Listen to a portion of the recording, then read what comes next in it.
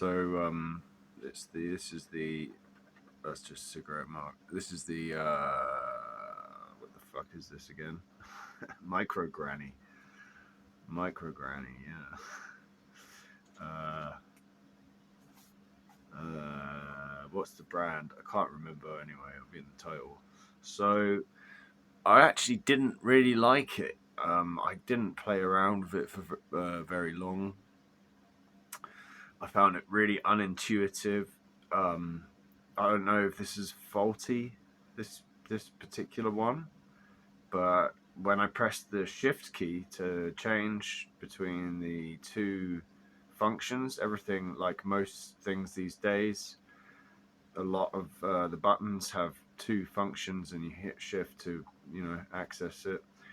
And I just couldn't. I don't know if it was really working right. To be honest, I couldn't really get it to start changing between crush or shift speed. And as for the actual physical design, obviously it's really small. It can take a battery. It's got a microphone. It's got an input, and it's a sampler. And on paper, that sounds so cool. But if you actually look at the manual, I don't know. I just couldn't really make head or tail of what they were saying, and nothing seemed to actually do what they said it would do. I was hitting shift and trying to change things, and nothing really worked, and it just made a lot of horrible noises. And it just seems to be more like a drone machine, really, than something that can be really used as a sampler. And I wasn't expecting it to be like an MPC or something, but I was expecting it to feel like at least I could put a kick on one of these, a snare, you know, and then maybe some more strange droney things on some of the other channels. And I'm sure I could possibly figure that out. I don't know if this is meant to have a built-in sequencer or not. I don't think it is.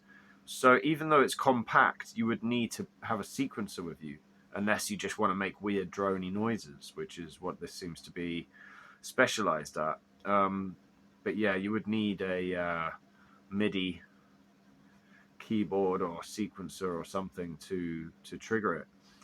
So, and as for the design, it really pisses me off when someone puts a dark grey writing on a black background, because I cannot see what anything says on this. Even with this light on, I still cannot read.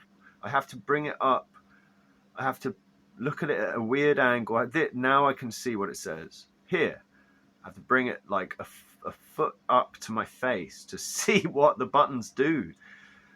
Why in the hell you would put, not put really bright white writing on a black background, therefore making it very easy to see? Why would you put a really faded dark grey ink on a black background so you cannot see anything unless it's 1 foot away from your face, 30 centimeters? I have no idea why they made that decision. That's very frustrating, because the first thing I would do is have to label it all and stick, sticky tape onto it or something. And there's no overlays. I was like, okay, I'll have to buy an overlay. They don't exist. You can't just buy an overlay, take off all the knobs, put it on, stick it on, and then put the knobs back on.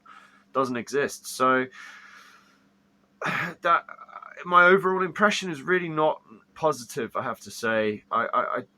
It's very affordable, and it sounds good. It's capable of producing good sounds, and if you have the patience and you can carry around a sequencer or something as well as this on its own is cool. But yeah, really disappointed, and I'm just gonna sell it, to be honest. I don't really feel like it's very easy to use at all. Hardware, or the way it's been implemented, just didn't seem to work. So yeah, it's a thumbs down from me. I wish I'd got the Sonicware Live and Lo-Fi sampler, even though that is quite a lot bigger. I know the sequencer on it's incredibly powerful, and it's a really powerful thing and easy to use. And I really doubt Sonicware would ever use dark grey writing on a black background for a piece of musical hardware that you're going to be using in low light. Makes no sense.